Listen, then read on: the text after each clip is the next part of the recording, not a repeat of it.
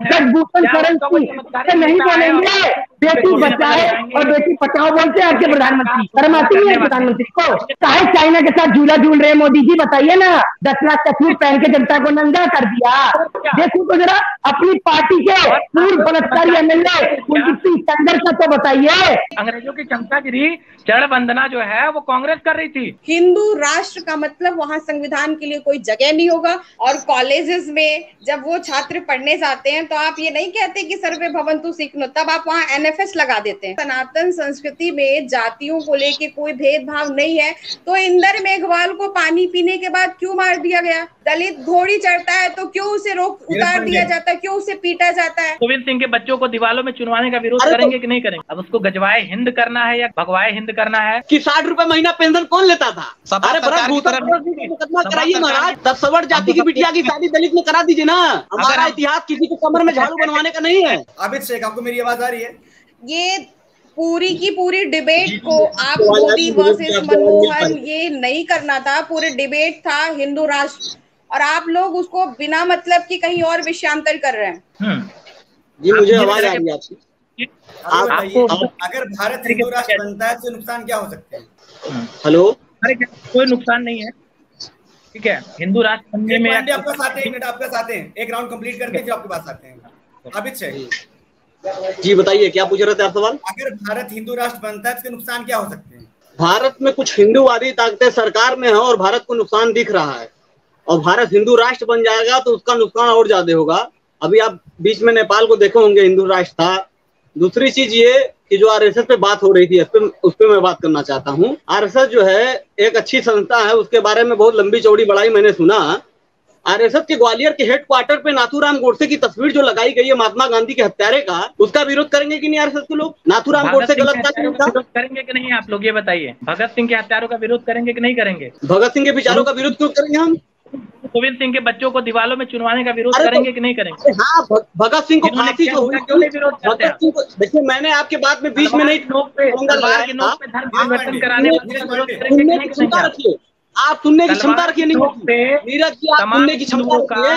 भगत सिंह को आरएसएस वालों को झूठी गवाही के पति हुई थी, भगत सिंह को फांसी नाम पे करने वालों का विरोध करेंगे कि नहीं करेंगे? आप एकदम करेंगे, एकदम करेंगे। 1942 के 1942 में वेस्ट बंगाल की सरकार में महात्मा गांधी के हत्यारे आप दिखते हैं, लेकिन वो जब हमारा देश का बंटवारा हुआ था, तमाम देश के नागरिकों का कत्लेआम हुआ था, उनको काट काट के बोगियों में भेजा गया था, तो उनका विरोध आपको करते नहीं देखा मैंने कभी। सर मैंने आपको जिन्ना जी से बहुत मोहब्बत है, आपको जिन्ना से बहुत मोहब्बत है। आपने कहा जिन्ना को देश का प्रधानमंत्री बनना चाहिए। जिन्ना के मजार पर फूलमाला चढ़ाने वाले लोग, जिन्ना के मजार पर फूलमाला चढ़ाने वाले लोग, जिन्ना के मजार पर फूलमाला चढ़ाने वाले लोग हमसे देशभक्ति का सर्टिफिकेट मांगेंगे।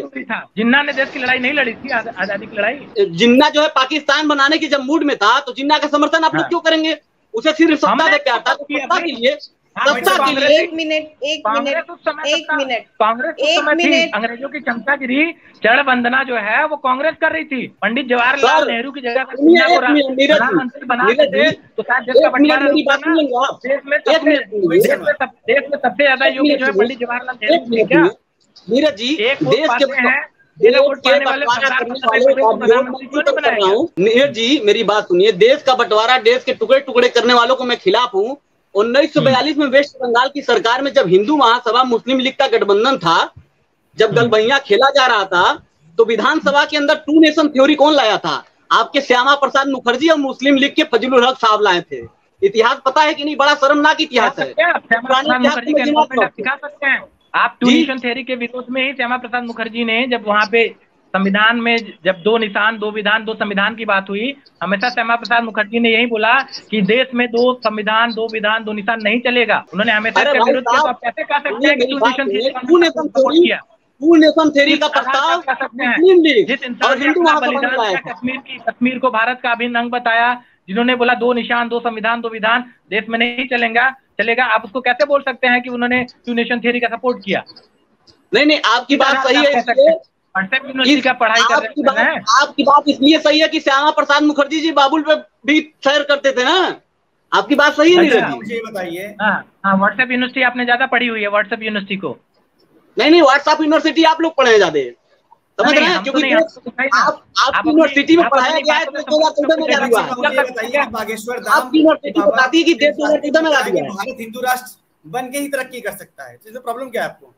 नहीं, ये तो अभी जी बताएंगे कि उनको क्या प्रॉब्लम है। मुझे प्रॉब्लम ये है, जब जामा मस्जिद की सीढ़ी पे मौलाना आजाद खड़े होकर ये तक ऐलान कर रहे थे कि इस मुल्क को छोड़कर कहाँ जा रहे हो, ये तुम्हारे बाप दादाओं का मुल्क है, संविधान का अहद लो, तुम इस मुल्क को बचाने के लिए लड़ोगे जैसे तुम्हारे अजदाद लड़े थे। तो मैं कैसे हिंदू राष्ट्र मैं एक्सेप्ट करूंगा? मैंने मुस्लिम राष्ट्र एक्सेप्ट नहीं किया। मेरे बाप दादाओं ने, नीरज जी सुनिए, मेरे बाप दादाओं ने मुस्लिम राष्ट्र एक्सेप्ट नहीं किया, तो मैं हिंदू राष्ट्र एक्सेप्ट क्यों करूंगा? बिल्कुल नहीं करूंगा। आपके बाप दादा ने देश का बंटवारा क्यों होने दिया? हाँ, हमारे बाप दादा बंटवारा देने होता, उनका अगर सहमति होता देश के बंटवारे में, तो मेरे बाप दादा सरहद उस पार होते हैं, इस पार नहीं होते। नीरज जी आप गलत बात मत बोलिए। होने दिया, हमको इसका जवाब दे, क्यों होने दिया? आपके थे बाप दादा ना, तो क्यों नहीं रोका उन्होंने देश का बंटवारा? बस नीरज जी मैं एविडेंस दे रहा हूँ, आप कभी अगर फ्री हो तो दिल्ली के जो है इंडिया गेट पे चले जाइए, 95,365 नाम है, उसमें से एक भी खाकी चड्डी वाले का नाम नहीं है। जिस आरएसएस की आप पढ़ाई कर रहे हैं, आरएसएस वालों ने बंटवारा कराने में आम भूमिका निभाई है। कौन जाके अंग्रेजों की चरण वंदना करता था? अरे शासन में बताए कौन है? आपके 100 से ज्यादा सांसद जो है ना, वो उसी में थे 60 साल वाले में ही। अच्छा। और उसमें अटल बिहारी वाजपेयी जी की भी सरकार थी 60 साल में, लाल बहादुर शास्त्री जी की भी सरकार थी। नीरज जी बहुत अच्छा लगता है जब आप हंसते हैं अपनी गलतियों पे, तो बहुत अच्छा लगता है मुझे। अच्छा भी लगना चाहिए कि आपको गलतियां छुपाते। 7 साल ठीक है, आपको मैं एक बड़ी चीज बता दूं कि आप जब उस समय देश का बंटवारा हो रहा था, उसके पहले का इतिहास अगर आप पढ़ेंगे तो उसमें एक बहुत बड़ा हमारे पास मौका था कि हम आपसी सहमति के थ्रू ये देश का बंटवारा रोक सकते थे। बिल्कुल, देश के लड़ाई में, देश की आजादी की लड़ाई में हिंदू का भी योगदान है, मुसलमान का भी योगदान है, सिख का भी योगदान है और ईसाई का भी योगदान है। देखिए, आप हमारे भाई बंधु हैं, हमारा धर्मनिरपेक्ष राष्ट्र है, तो हमारा एक फर्ज यही बनता है कि हम जब देश का बंटवारा हो रहा था तो हमारे जो भी पूर्वज थे उनको इसका विरोध करना चाहिए था, कभी भी जिन्ना का समर्थन नहीं करना चाहिए था। दूसरी चीज रही बात, जिन्ना के मजार पे फूल माला कौन चढ़ाया जाके, पता है आपको? जिन्ना को जिन्ना बनाया किसने, ये बताओ। जिन्ना के मजार पे फूल माला किसने चढ़ाया? जिन्ना को हिंदुओं ने समर्थन दिया। अरे जिन्ना को माला फूल कौन चढ़ाया? मरने के बाद भी उसकी कदर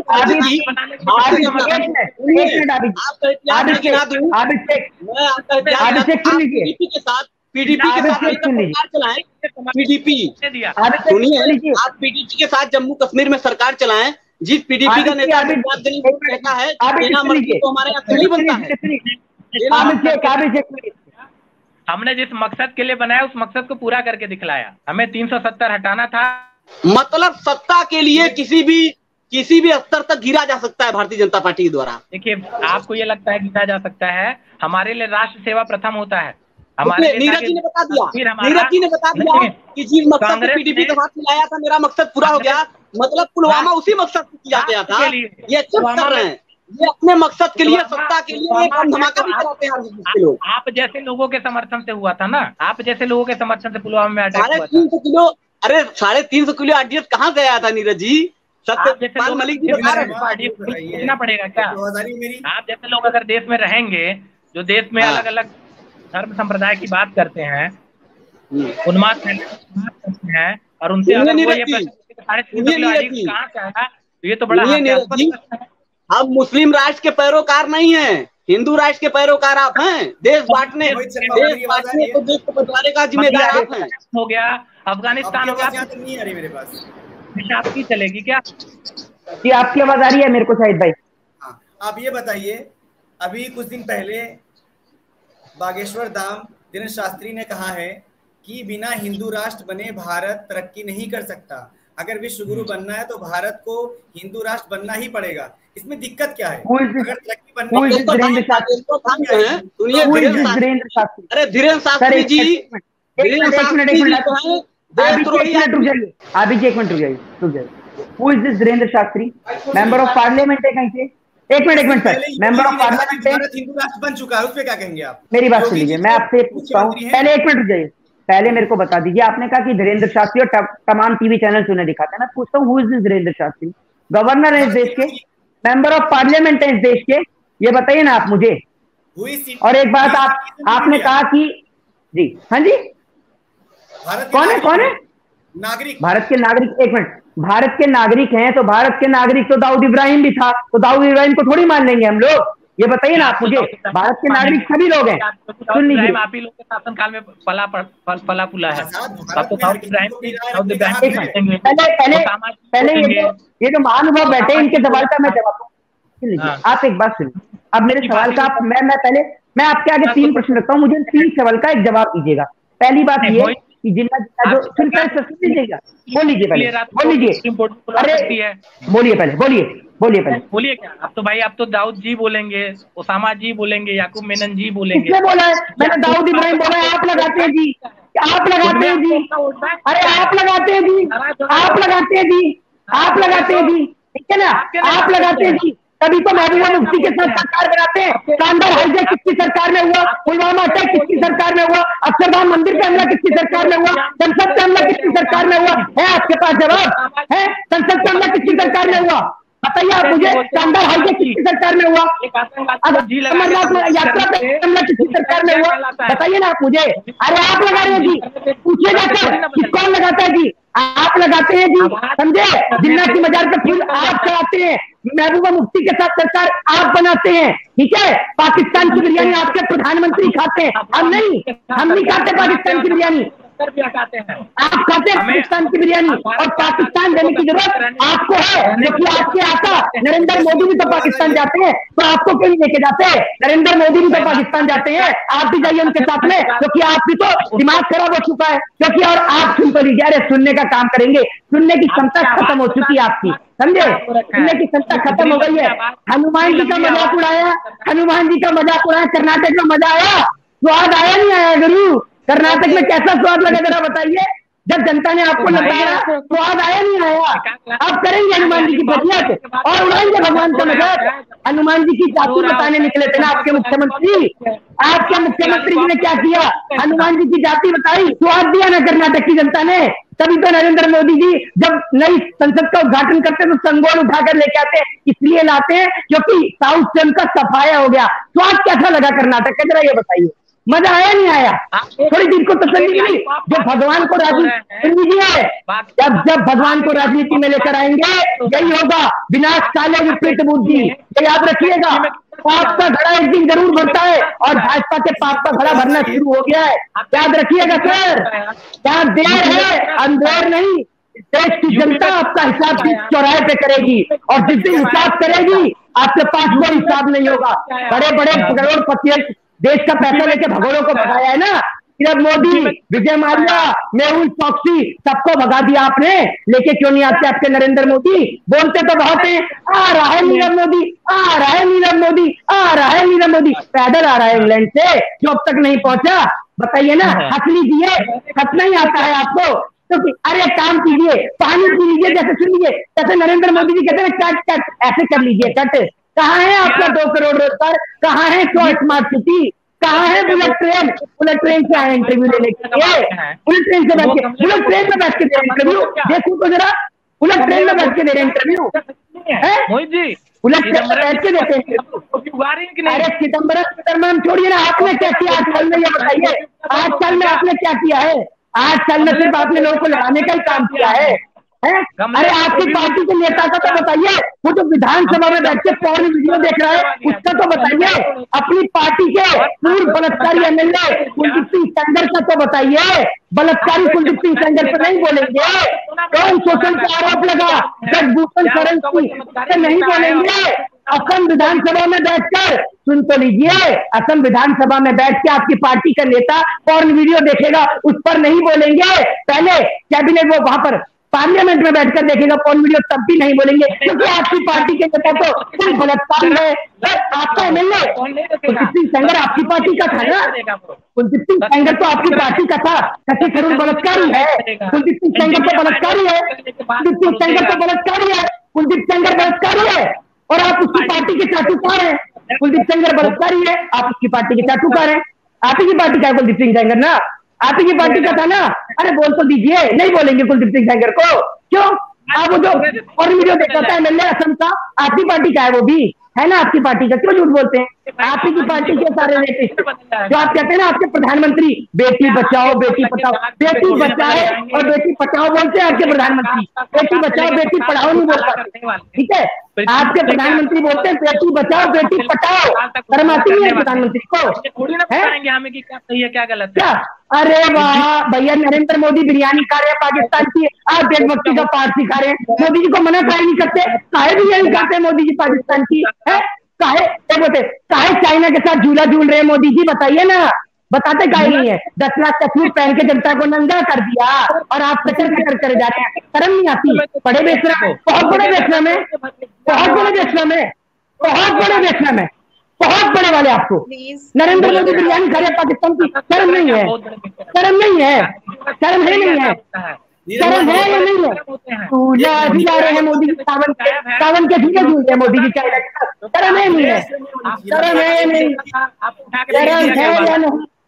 शर्म है या नहीं? आप खुश हैं भैया? कर्नाटक से कैसा स्वाद आया? कर्नाटक से स्वाद कैसा आया जरा बताइए? चलिए, कर्नाटक में कैसी लगी आपको? मजा आया नहीं आया? मजा आया नहीं आया? मजा आया कर्नाटक में? अरे मध्य प्रदेश में भी आएगा, मध्य प्रदेश में होते हैं। एक एक करके सवाल का जवाब देंगे तो समझ नहीं आएगा, अगर आप लोग ऐसे लड़ेंगे तो सवाल समझ में ही नहीं आएगा। बेवजह का क्वेश्चन कर रहे हैं। नीरज पांडे आप बताइए, देश के प्रधानमंत्री हिंदू है, गृह मंत्री हिंदू है, तो भारत हिंदू राष्ट्र अभी तक बना क्यों नहीं? ये रोज का जो चोचला है ये खत्म क्यों नहीं होता है? ये बताइए। हमारा देश जो है जब आजाद हुआ तो देश की आजादी के बाद इसमें सभी धर्मों को अपने तरीके से जीने का अधिकार था। तो कोई एक नागरिक या कुछ लोग उसको हिंदू राष्ट्र बनाना है या मुसलमान राष्ट्र बनाना है, अब उसको गजवाए हिंद करना है या गजवाए भगवाए हिंद करना है, वो किसी एक व्यक्ति या एक संगठन के चाहने से नहीं हो। ये हमारे राष्ट्र की प्रधानमंत्री हिंदू है, गृह मंत्री हिंदू है। I am just explaining, listen me. किसी के कहने या सुनने से चीजें नहीं होती। जब राष्ट्र की जो जरूरतें होंगी, जनता उनको एम्पावर्ड करती है वोट के माध्यम से, उनको राज्यसभा, लोकसभा और विधानसभा भेजती है।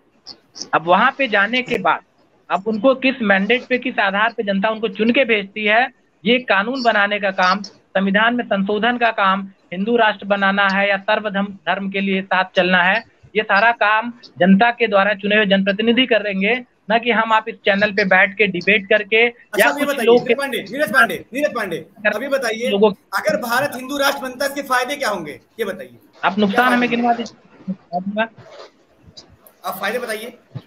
नहीं, आप नुकसान गिनवा दीजिए, मैं फायदे गिनवा दूंगा। प्रज्ञा सिंह से जो आपका जवाब प्रज्ञा सिंह से लेते हैं। प्रज्ञा सिंह आप बताइए नुकसान क्या होगा? वॉइस नहीं मिल रही है। नीरज पांडे का सवाल है कि अगर भारत हिंदू राष्ट्र बनता है इसके नुकसान क्या है, बताइए आप। देखिए, कब से ये जो आप लोगों का जो आपसी डिस्कशन चल रहा था, मुझे ये बहुत ही गंदा लगा। जो विषय है हमें उस विषय पे बात करनी चाहिए थी, ठीक है? मुझे भी गंदा लगा। और पहले जब आप देने से पहले मैं आपकी एक बात का जवाब दे दूं, जिसमें आपने बोला कि आपने आरएसएस का जिक्र किया, बाकी सारे आतंकवादी संगठनों का जिक्र क्यों नहीं किया। तो मैं आपको बता दूं नीरज जी कि ये यहाँ पे जो डिस्कशन चल रहा है वो आतंकवादी संगठनों को लेके नहीं चल रहा है, इसलिए मैंने आतंकवादी संगठनों का नाम नहीं लिया है।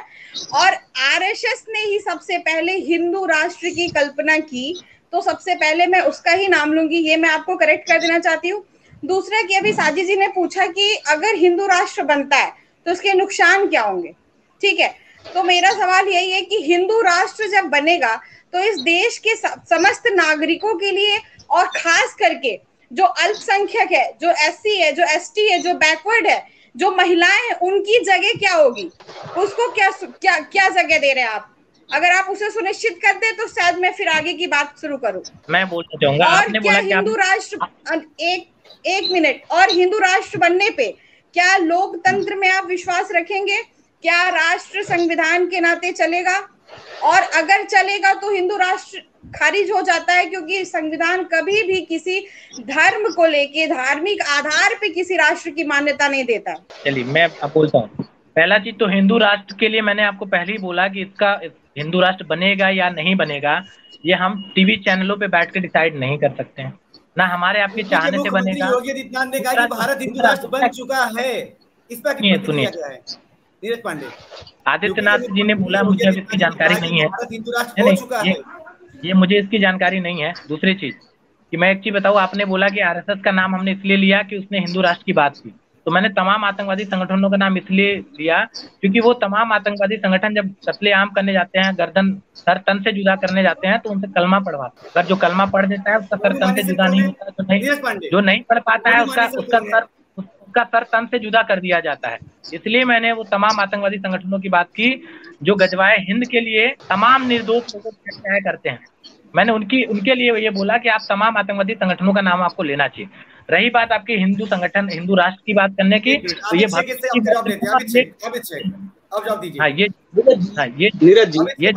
जनता के द्वारा चुनी सरकार के माध्यम से होना है, ये हमारे आपके माध्यम से नहीं होना है। और जब भी ये चीजें होंगी तो एक संवैधानिक तरीके से ही चीजें होंगी, न कि मनमाने तरीके से किसी चीज को अंजाम दिया जाएगा। जो भी राष्ट्र के हित में होगा, संविधान के हित में होगा, आम जनमानस के हित में होगा। और अल्पसंख्यक के लिए हम किसी एक पर्टिकुलर जाति को, एक पर्टिकुलर धर्म को अल्पसंख्यक नहीं मान सकते हैं। अल्पसंख्यक वो सारे लोग हैं जो आज भी तमाम तरह की सामाजिक संरचना से दूर रह गए हैं, लक्ष्य अंत्योदय से दूर रह गए हैं। आज भी उनको जो भी तमाम तरीके की सुविधाएं मिलनी चाहिए थी, नहीं मिल पा रही हैं। हम उन सबको अल्पसंख्यक मानेंगे, ना कि हम किसी धर्म को या किसी विशेष लोग को हम मानेंगे इस चीज को। आपके सवाल लेते हैं अभिषेक से। तो आप उस हिंदू राष्ट्र में क्या वर्ण व्यवस्था को मानेंगे? मैं वर्ण व्यवस्था को तो मानूंगा, लेकिन जाति व्यवस्था को नहीं मानूंगा, क्योंकि हमारे सनातन संस्कृति में वर्ण व्यवस्था ही एग्जिस्ट करती है, न कि ये है वामपंथियों के द्वारा थोपी हुई परिकल्पना है कि हम लोग आज अपने आप को संवर्ण बोलते हैं, दलित बोलते हैं, पिछड़ा बोलते हैं। ये हमारे सनातन संस्कृति का हिस्सा ही नहीं है। हमारे यहाँ पे सर्वे भवन्तु सुखिनः, सर्वे सन्तु निरामया और वसुधैव कुटुम्बकम का सिद्धांत है। हम पूरे विश्व को एक अपना परिवार मानते हैं और हमेशा हम अपने तमाम धार्मिक आयोजनों में जब भी हमारा होता है तो हम हमेशा बोलते हैं विश्व का कल्याण हो, किसी तरह की किसी जातिगत चीजों की टिप्पणी करते हैं।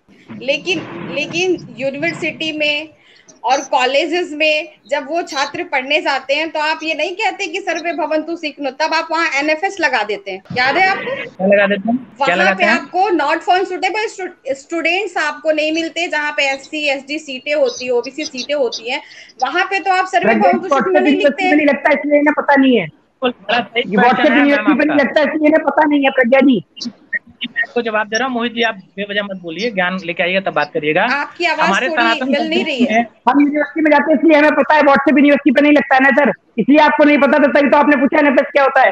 व्हाट्सएप यूनिवर्सिटी पे नहीं लगता। बोलिए अभी धड़क होकर। बंद हो जाए तो मैं आवाज आपको बोलता हूँ। भाई बोलिए सर, बोलिए आप। अगर आपको सनातन संस्कृति के बारे में अगर आपको जरा भी जानकारी होगा तो आपको पता है कि हमारे यहाँ कर्म प्रधान विश्व करी राखा, जो जस करहीं तो फल चाखा। तो कर्म के आधार पे वर्ण व्यवस्था लागू की गई थी, न कि जाति के आधार पे। क्योंकि महर्षि वाल्मीकि जो अगर बात करें तो आज के संविधान के अनुसार महर्षि वाल्मीकि जी दलित परिवार में पैदा हुए थे, लेकिन हमारे सनातन संस्कृति के अनुसार महर्षि वाल्मीकि जी दलित परिवार में पैदा होते हुए भी उन्होंने रामायण की रचना की और उन्होंने वो ब्राह्मण का तकमा उनको मिला। महाराजा शांतनु ने एक दलित की मछुआरे की बेटी से, निषाद की बेटी से शादी की और उनका लड़का जो है वो महाभारत, आपने देखा होगा कि आपने महाभारत में तमाम किरदार पढ़े होंगे जिन्होंने राज्य का नेतृत्व किया। तो हमारे सनातन संस्कृति में तो कहीं भी जाति व्यवस्था आपको दिखेगी नहीं। भगवान श्री रामचंद्र जी अगर बात करें तो आज के संविधान के अनुसार से क्षत्रिय थे, लेकिन वो क्षत्रिय होते हुए भी माता शबरी दलित के जूठे बेर खाते हैं। उन्होंने तो भेदभाव नहीं किया। गुरुराज निषाद के यहाँ जाके रहते हैं, उनको अपने बराबरी में बैठाते हैं, उनके यहाँ से तो किसी तरह का भेदभाव नहीं होता। तो भेदभाव तो हमारा संविधान में अगर बात मोदी योगी को कैसे समझाते हैं? एसटी की सीट पे एसटी चुनाव लड़ेगा, ओबीसी की सीट पे चुनाव लड़ेगा, लेकिन जनरल की सीट पे चुनाव लड़ेंगे। हिंदू राष्ट्र की कल्पना की जा रही है, हिंदू राष्ट्र की कल्पना की जा रही है देशद्रोहियों के द्वारा, जो देशद्रोही कहते हैं कि संविधान आपका और हिंदू संस्कृति सनातन संस्कृति मेरी। अब बताइए ये संविधान को वाले लोग, ये अंग्रेजों की दलाली करने वाले लोग, अंग्रेजों की दलाली करने वाले लोग संविधान का सवाल उठा रहे हैं। देशद्रोही तो वही लोग हैं जो देश को तोड़ने की बात करते हैं। अरे ये बताइए कि 60 रुपए महीना पेंशन कौन लेता था? आपका हीरो। अरे एक मिनट, मुझे जवाब देने दो। पहले मुझे जवाब देने दो। रुको प्रज्ञा सिंह जी, मैं कह रही हूँ कि आपका जो हिंदू राष्ट्र है ना, वो यही तो कह रहा है कि हम वर्ण व्यवस्था के अनुसार चलेंगे, हम मनुस्मृति के अनुसार चलेंगे। अगर आपकी सनातन संस्कृति में जातियों को लेके कोई भेदभाव नहीं है तो इंदर मेघवाल को पानी पीने के बाद क्यों मार दिया गया? दलित घोड़ी चढ़ता है तो क्यों उसे उतार दिया जाता है, क्यों उसे पीटा जाता है? दूसरी बात, किसी एक व्यक्ति विशेष को आप सनातन धर्म, अगर कोई व्यक्ति विशेष गलती करता है तो उसके लिए आप पूरे समाज को दोषी नहीं ठहरा सकती हैं। अगर आपके परिवार में, अगर एग्जाम्पल के तौर पे लें कि किसी के परिवार में एक बेटा अगर गुंडा निकल जाता है या गलत निकल जाता है तो क्या उसके लिए पूरा परिवार गलत होता है क्या? लेकिन उसके पक्ष में जय श्री राम का नारा नहीं लगाया जाता है। उसके पक्ष में जय श्री राम का नारा, बलात्कारियों के पक्ष में, बलात्कारियों के पक्ष में भगवान जय श्री राम का नारा लगाया। बलात्कारी कौन जय श्री राम बताइए? तो ये बताइए, आपका ये जो सेंगर विधायक था कुलदीप सेंगर, ये कौन है? कठुआ में जो अर्पिया नाम की पत्रिका केंद्र और हमारी सरकार ने उनको दंडित करने का काम किया। गायत्री प्रजापति को उनके घर से गिरफ्तार नहीं कर पा रही थी और हमारी सरकार थी जो अपने विधायक को ढूंढ के लाती है और उनको सजा दिलाती है और जेल के पीछे डालती है। किसी सरकार में दम तो करके दिखाए। मुझे तो लगता है कि हाँ, तो मैं पूछना चाहता हूँ एक चीज, मैं बोल दूंगा छोटी सी। तो मुझे ये बताइए कि वो जो आपकी पार्टी के जो एमएलए थे असम में, सर इधर देखिए ना, जो आपकी पार्टी में जो विधायक थे असम के, जो एमएलए जो पोर्न वीडियो देखे थे विधानसभा में, वो भी एमएलए हैं या पार्टी ने उनको निष्कासित कर दिया? बताइए। एक मिनट मैं ये कहना चाह रही हूँ कि आजादी के बाद देश जब आजाद हुआ तो देश संविधान के रास्ते चलेगा या सनातन धर्म के रास्ते चलेगा? क्या अन्य धर्मों की स्वीकृति संविधान नहीं देती है कि लोग अपने अपने पंथों का अनुसरण करें? आप होते कौन है किसी को कहने वाले कि एक देश, एक राष्ट्र, एक रंग, एक भाषा, एक धर्म? नहीं प्रज्ञा जी, आप किसी और धर्म का हमें बता दीजिए जो कोई धर्म करता हो। सर्वे भवन्तु सुखिनः, वसुधैव कुटुम्बकम। सनातन संस्कृति पे ही बेस्ड है आपका संविधान, ना कि संविधान पे बेस्ड है सनातन संस्कृति। बहुत अच्छी बात है। और धर्म बताइए प्रज्ञा जी, हमें किसी एक धर्म का नाम बताइए। अगर हमारा सनातन संस्कृति सबको अगर अधिकार नहीं देता उनको अपने तरीके से जीने का, तो वसुधैव कुटुम्बकम नहीं कहता। और जब एक कुटुंब होता है, एक परिवार होता है, तो परिवार में सबको अपने तरीके से जीने का अधिकार दिया जाता है। तभी हमारा सनातन संस्कृति वसुधैव कुटुम्बकम का अधिकार देता है सबको। अच्छा, मनुस्मृति को मानते कि नहीं आप? हमारे धर्म में किसी को काफिर नहीं बोला जाता है, हमारे धर्म में सबको संभाव दिया जाता है। अरे व्हाट्सएप यूनिवर्सिटी है महाराज। काफिर मीन्स क्या होता है पता है आपको? शब्दों को आप पकड़िए। काफिर मीन्स क्या होता है? काफिर मीन्स डिबेट को खत्म करते हैं। काफिर मीन्स क्या होता है? ज्ञान कहाँ पे है? नीरज जी, काफिर मीन्स क्या होता है? वो आप ही जानते हैं, आप ही लोगों से सुना है मैंने। अच्छा, आप पढ़े नहीं है? आप सुन के बोलते हैं ना। हमने तो बताया हम वसुधैव कुटुम्बकम वाले लोग हैं। हम तो काफिर क्या होता है और क्या होता है हमें ये पता नहीं है। तब सवर्ण जाति की बिटिया की शादी दलित में करा दीजिए ना, तब मानूंगा वसुधैव कुटुम्बकम। अरे सवर्ण जाति की बिटिया की शादी दलित से करा दीजिए। हो रहा है, आपको क्या लगता नहीं होता है? बिल्कुल हो रहा है। आपको आप कहाँ है? हो रहा है भाई। घोड़ी पे चढ़ने पे कौन मार रहा है? मुंह से रखने पे कौन मार रहा है? बच्चे में पानी पीने से कौन मार रहा है? मैं मार रहा भाई। ये बात तो मुस्लिम समाज में भी बहुत सारी बुराइयां हैं। आप 3 तलाक क्यों नहीं बोलते हैं? मैं मनुवादी विचारधारा के ऊपर बोला हूँ, मैं किसी धर्म पे नहीं बोला हूँ। मैं मनुवादियों के ऊपर बोला हूँ, धर्म पे अटैक नहीं किया हूँ। आप बहु विवाह पे क्यों नहीं बोलते हैं? लड़कियों की इतनी बुरी स्थिति क्यों नहीं बोलते हैं? बच्चियों को छोटी उम्र से बुर्का पहना के उनको पर्दा प्रथा में रखने पे क्यों नहीं बोलते हैं? नीरज पांडे, मोहित शर्मा, एक आखिरी आपसे सवाल ये है, बुराइयों को दूर करिए। आपको हिंदू धर्म में बुराइयां दिखती हैं तो बच्चों आप महिलाओं को मस्जिद में नमाज पढ़ने के लिए क्यों नहीं देते? आपकी क्या प्रतिक्रिया है? आप उनको महिलाओं के लिए नहीं है, अल्लाह महिलाओं के लिए। नीरज पांडे सुनिए नीरज जी, एक मिनट टॉपिक से हट रहे हैं। एक मिनट, बिल्कुल ऐसा प्रश्न लेके आए तो जवाब देना पड़ेगा। सवाल का जवाब होगा। इस तरह करेंगे तो कोई निष्कर्ष ही नहीं निकलेगा। नहीं, एक प्रॉम्प्ट क्वेश्चन करेंगे तो मैं आंसर करूंगा। आप भटकाएंगे तो जवाब देना पड़ेगा। आप दलित को लेके आ रहे हैं, सुनिए, अपने मनुवाद में महिलाओं को कौन दर्जे की नागरिकता देंगे? आप मुझे बताएंगे? आप महिलाओं को बराबरी का हमें बताएंगे कैसे दिया जाता है? पूजा होती है, आप क्या होती है क्या? हमारे यहाँ महिलाओं को सुनिए, हमारे यहाँ महिलाओं को हिस्सा दिया जाता है जमीन में, बनाया जाता है। आप क्या है क्या? हमारे यहाँ कानून है, महिलाओं को दिया जाता है जमीन में। सवाल क्या कह रहे हैं? सवाल सुना जाए और सवाल का जवाब दिया जाए कृपया। इस तरीके से आप बात करेंगे तो कुछ भी क्लियर नहीं होगा। नीरज जी क्या कह रहे थे? आक्षेप मत लगाइए, आप क्या कह रहे थे? बुराइयां जहाँ पे हैं बुराइयों को दूर करिए और एक स्वस्थ समाज का निर्माण करिए। हमने किसी के कमर में झाड़ू नहीं बनवाया। हमारा इतिहास किसी को, अरे सुनिए महाराज, हमारा इतिहास किसी के कमर में झाड़ू बनवाने का नहीं है। साहिद जी, इनको बात करने का एक मिनट इस तरीके से आप एक मिनट डिबेट चल ही नहीं पाएगा। अब बस ऐसी बस बहस होगी बस। अगर हिंदू राष्ट्र बना तो क्या होगा, और इससे बात होते होते धर्म और धर्म में महिलाओं की स्थिति, तो मैं एक चीज और क्लियर कर देना चाहती हूँ कि सिर्फ तो सर्वे भवन्तु सुखिनः और वसुधैव कुटुम्बकम के सिद्धांत पे काम होगा। सबको समान रूप से जीने का अधिकार होगा, किसी के साथ भेदभाव नहीं होगा। जिस तरह से राम राज्य की परिकल्पना की गई है वो सबको समान अधिकार मिलेगा, महिलाओं को भी पूजा करने का अधिकार मिलेगा, समाज में बराबरी से चलने का अधिकार मिलेगा, कंधे से कंधा मिला के समाज के विकास में योगदान करने का मौका मिलेगा। और तो ये सबको संविधान के हिसाब से नहीं हो रही, डेमोक्रेसी में चीजें नहीं हो रही हैं। लेकिन राष्ट्रपति को संसद भवन को उद्घाटन का अधिकार नहीं मिलेगा।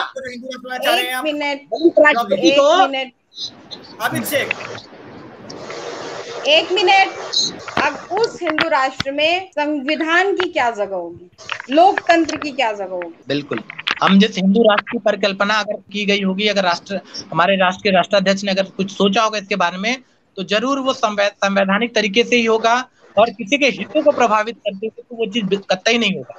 क्योंकि हम ये मानते हैं कि देश के विकास के लिए और समाज के विकास में सबका योगदान होना चाहिए। एक समावेशी तरीके से सबको साथ लेके, सबके मन को और सबके अंदर की चीजों को, अंतरस्पर्शी चीजों को लेके ही हम समाज को आगे ले जा सकते हैं। हम किसी पर्टिकुलर एक को आगे बढ़ा के दूसरे को पीछे करके एक स्वस्थ समाज की परिकल्पना कभी नहीं कर सकते। तो हमें एक अच्छा समाज का निर्माण करना है, एक अच्छे राष्ट्र का निर्माण करना है, तो हम सबको एक साथ लेके चलेंगे, तभी एक हमारे अच्छे समाज का निर्माण होगा, अच्छे राष्ट्र का निर्माण होगा। और जिस तरह से हमारा देश सोने की चिड़िया थी, पुनः उस तरह से हमारा देश सोने की चिड़िया बनेगी, समृद्ध रहेगा। और हम हैं अभी वर्ल्ड की टॉप 5th इकोनॉमी है, और हम चाहेंगे कि हम सारे लोग सारी चीजों को भुलाते हुए अपने राष्ट्र के विकास में योगदान करते हुए वर्ल्ड की टॉप इकोनॉमी बने, ताकि हमारे देश का जो गौरव था, जो संविधान तहत जो चीजें रही है, जिस तरह से हम अपने देश की गौरव की परिकल्पना कर सकते हैं, जिस तरह से हमारे राष्ट्र के प्रति हमारा प्रेम है, हम जिस तरह से चाहते हैं कि हमारा सीना गर्व से चौड़ा रहे, हम कहीं भी जाए, देश के बाहर जाए या पूरे वर्ल्ड के किसी भी कोने में जाए, तो हमको वो सम्मान मिले कि हम वी आर फ्रॉम भारत। तो ये कल्पना के साथ हम आगे बढ़ सकते हैं, न कि हम एक दूसरे को नीचा दिखाते हुए, एक दूसरे के धर्म में बुराइयां खोजते हुए। बुराइयां सब में होती है, लेकिन हम एक जिम्मेदार नागरिक होने के नाते उन बुराइयों को दूर करने के लिए हम समाज में पैदा हुए हैं, न कि हम उस समाज में एक दूसरे को उंगली दिखाते हुए हम एक दूसरे को नीचा दिखाएं। ये एक स्वस्थ राष्ट्र की परिकल्पना कभी नहीं की जा सकती। धन्यवाद। अब मैं बोलना चाहूंगी, आपने तो बता दिया, अब मैं थोड़ा मोहित शर्मा को भी इस ओर ध्यान आकर्षित कराना चाहूंगी कि उन्होंने स्टार्टिंग में ये बोला। क्या मेरी आवाज सुनाई दे रही है मोहित शर्मा को? मेरी आवाज सुन रही है? मेरे को आपकी आवाज आ रही है। मैं आपको भी बताना चाह रही हूँ, आपने कई बार अपने बातों में ये कहा कि हिंदू राष्ट्र ये बना क्यों नहीं देते। ठीक है, ये हिंदू राष्ट्र नहीं बनाएंगे और ये सिर्फ और सिर्फ शगुफा है वोट बैंक की राजनीति करने के लिए। तो मैं आपसे ये कहना चाहूंगी, जिस तरह से नीरज जी ने अपना जवाब दे दिया कि अगर हिंदू राष्ट्र की कल्पना हमने किया है तो हिंदू राष्ट्र कब बनेगा और कैसे बनेगा, कब इसकी घोषणा होगी और संवैधानिक तरीके से बनेगा, तो आप ये समझ लीजिए कि इन्होंने अपना जवाब दे दिया। और मैं आपको जवाब देना चाह रही हूँ कि लगातार उस ओर ये बढ़ रहे हैं और कोई भी चीज एक झटके में रातों रात आके कोई आपको ये नहीं कह देगा कि आज से हिंदू राष्ट्र हो गए। हिंदू राष्ट्र का मतलब वहां संविधान के लिए कोई जगह नहीं होगा, वहां लोकतंत्र के लिए कोई जगह नहीं होगा। और लगातार लोकतंत्र पे हो रहे हमले, संविधान पे हो रहे हमले आपको हिंदू राष्ट्र की तरफ ले जा रहे हैं। नए संसद भवन का उद्घाटन हुआ है, उसमें जिस तरह राजदंड को लेकर प्रवेश किया गया है, जिस तरह दुनिया भर के साधु संत पंडित पुजारियों ने प्रवेश दिलाया है, वो सिर्फ और सिर्फ एक प्रतीक था ये हिंदू राष्ट्र बनने का। राजदंड भी एक प्रतीक है हिंदू राष्ट्र का। हिंदू राष्ट्र का नहीं है तो वो राजतंत्र का है, और राजतंत्र का मतलब है कि फिर आप लोकतंत्र को नहीं मानते हैं। तो आप बिल्कुल भी भ्रमित मत होइए कि ये हिंदू राष्ट्र घोषणा नहीं करेंगे। ये धीरे धीरे करके करके धीरे धीरे करके उस स्रोत की बढ़ रहे हैं। तो हमें और आपको जो संविधान में, जो लोकतंत्र में विश्वास रखते हैं, उन्हें बहुत सजग रहना पड़ेगा, उन्हें उस चुनौती को स्वीकार करते हुए ही अपना काम करना पड़ेगा। इस गफलत में रहने की कोई जरूरत नहीं है कि हिंदू राष्ट्र की कल्पना और हिंदू राष्ट्र बनाना ये सिर्फ और सिर्फ सिगुफा है। ओके, बहुत बहुत शुक्रिया, आपने अपना कीमती समय NIN को दिया। इसी तरह लगातार NIN से जुड़े रहिए। NIN लगातार सच आपके सामने लाता जा रहा है। आप सभी से रिक्वेस्ट है, कमेंट में अपनी राय जरूर दें। आपका कमेंट ही हमारा हौसला है। फिलहाल NIN में इतना ही, दीजिए मुझे इजाजत।